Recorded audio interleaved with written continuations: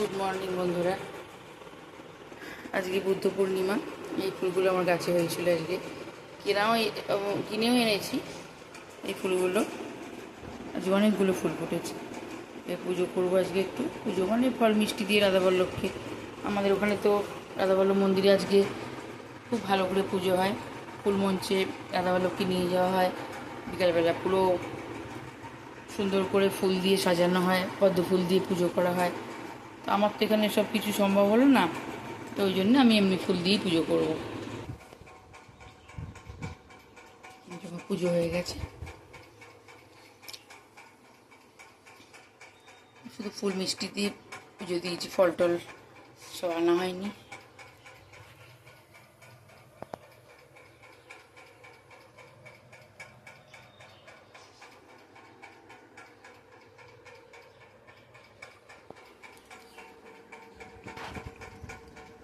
এটা আমার শোপিস আছে, শোপিসটাই আমি একটু ফুল দিয়েছি, সাজিয়েছি। কিছু গাছের ফুল ছিল, আর একটু গন্ধরাজ ফুল নিয়ে এসেছি, শোপিসটাকে আমি সাজিয়েছি।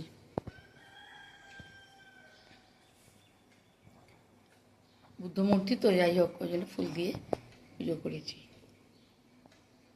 এবার জলখাবার খাবো, খেয়ে চা খাবো, তারপর তো বাকি কাজ আছে। রান্না আমার আজকে হয়ে গেছে, রান্নার বাকি নেই কিছু।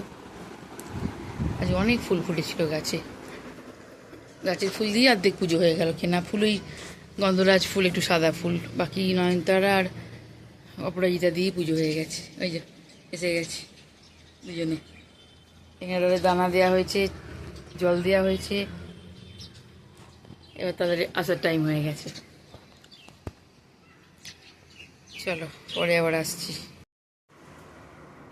খাওয়া দাওয়া হয়ে গেছে, এখন এলাম তোমাদের সামনে অনেকক্ষণ বাদে। এই যে বড় হাঁস দিয়েছে খেলতে, যে ছোটো হাঁসটা জলে ফেলে দিচ্ছিল, ওটা তুলে নিয়ে বড় হাঁসটা দিয়েছে, খেলছে এখন। কিন্তু এটাকে তুলে ফেলতে পারছি না, তো ঠিক খেলাটা জমছে না ওদের। আমার এখন একটু দুপুরবেলা ফোন দেখি। আর এই গাছটায় না অনেক পাখি আসতো আগে, এই নিম গাছটা এইখানটা, আর ওই দিকে একটা শিমুল গাছ আছে, অনেক রকম পাখি আসতো। এবারে ফুলও হলো না, আর পাতাও তো দেখছি হয়নি, গাছটা মনে হয় মরেই গেল। এবারে আর সেরকম পাখিও দেখতে পাই না। প্রচুর পাখি আসতো আগে, মানে 20-22 রকমের পাখি, আর নামই জানি না। আমি পাখি খুব ভালোবাসি, তাই পাখি দেখতাম। আর ওই যে দেখতে দূরে এই যে একটা আম গাছ আর নারকেল গাছ, এইখানে এক ঝাঁক টিয়া আসে। এখন শুধু বুলবুলি আর শালিকের যত উপদ্রব, আর কোকিল, পাখিরা আসে না। ফিঙে থেকে শুরু করে কুবো, 2-3 রকমের মৌটুসি, টুনটুনি, সব পাখি আসতো, এখন আর আসে না। বর্ষাকালটা হলে কি করতাম, আমি এই জানলার কাঁচটা টেনে দিতাম, দিয়ে আর এইখানে চা নিয়ে বসতাম, বেশ বৃষ্টি দেখতাম, পাখি দেখতাম, চা খেতাম। অন্য সময় বারান্দায় বসি বিকালবেলা, বারান্দাটা আমার খুব পছন্দের জায়গা। কিন্তু এখন আর বারান্দায় যাই না, এখন নয়, সরি, এই বর্ষাকালটায়। এখন তো বিকালবেলা বারান্দায় বসে চা খাই। সারাদিন কাজ করতে করতে কথা উল্টো পাল্টা হয়ে যাচ্ছে। এই যে স্পাইডার প্ল্যান্টটা দেখো, বসিয়েছিলাম, এটা যে টিচার দিয়েছিল, ভালো রেজাল্ট করেছে বলে। আর এটার মধ্যে তো এই মানি প্ল্যান্টটা ঘরেই রেখেছি। এখন এই যে আমার বন্ধুদের খাওয়া চলছে, ভাত খাওয়া হয়ে গেছে। ভাতটা আজ ফ্রিজে তুলে দিয়েছি বলে ওকে আর দ্বিতীয়বার দিইনি। এখন ওই দানাগুলো দিয়েছি, বদ্রি পাখির খাবার, ওগুলো ওদের খুব প্রিয়, ওগুলো খাচ্ছে। আর যে কুমড়ো গাছ হয়েছে, আশা করি এবারে হবে গাছটা। মাটিটা ভালো করে করে ঘরোয়া সারি আমি তো দিই, দেখা যাক কী হয়। আজকে মিশো থেকে 2টো জিনিস আসার কথা, দেখি যদি আসে তোমাদের সঙ্গে শেয়ার করব। আর একটু যদি কোথাও বিকালবেলা যেতে পারি, আমার হাজব্যান্ড 2টোর সময় আজ ছুটি হয়ে গেছে, মোটামুটি 3টে, 3:30 এসে যাবে।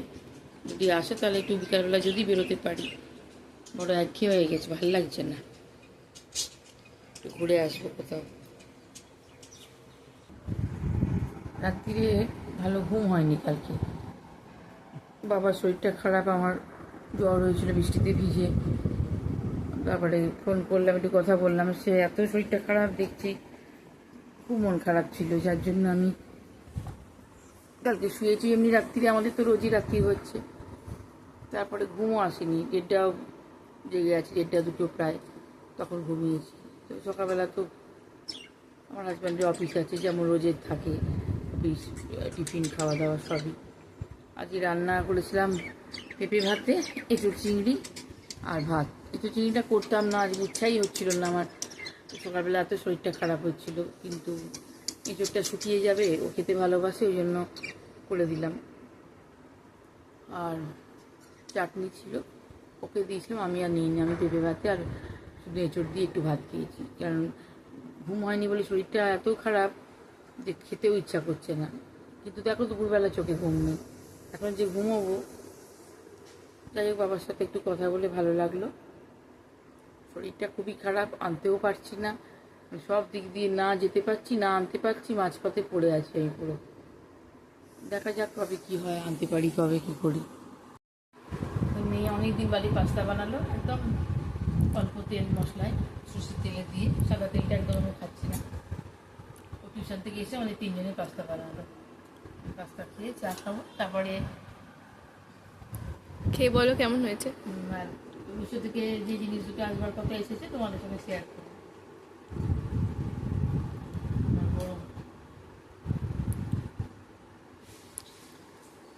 দারুণ বানিয়েছি, খুব সুন্দর হয়েছে।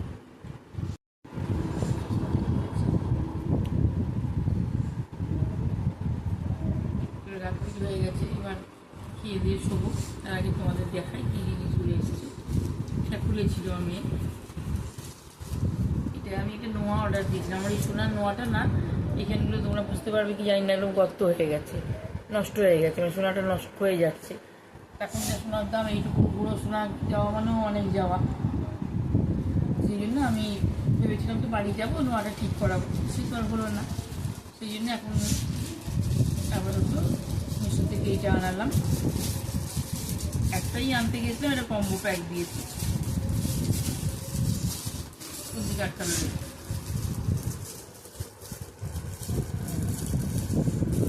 এইটা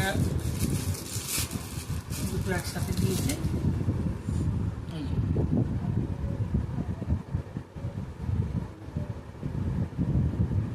এইটা পাত দিয়া, এগুলো মোটামুটি চলবে, নষ্ট হবে না, দুটো দিয়েছি।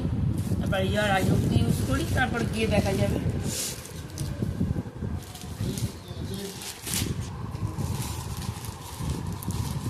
আর এইটা এসছে,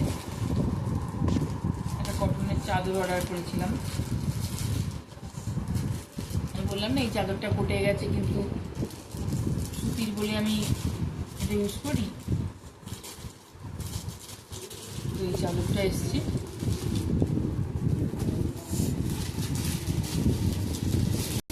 আগেই চলে এসছে, 3 তারিখে আসার কথা, দেখলাম আজকে দিয়ে দিয়েছি।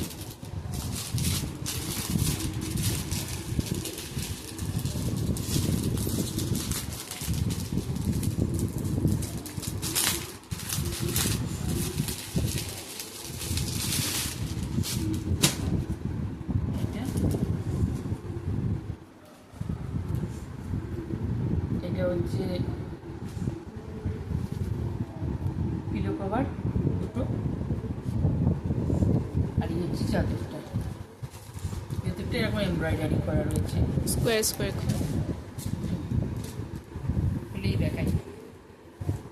এই ডবল বেড চাদরের ভেতরটা হচ্ছে এরকম, আর সাইডটা এরকম, আর এর সাথে যেমন এইটা দেখছো এরকমই, চাদরটা এরকম, মাঝখানটা এই কাজটা করা, আর পাশটা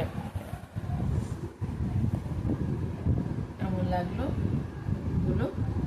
ব্লগটা আজকে এখানে শেষ করছি। যদি ভালো লাগে লাইক কমেন্ট করো, আর চ্যানেলটা সাবস্ক্রাইব করে পাশে থেকে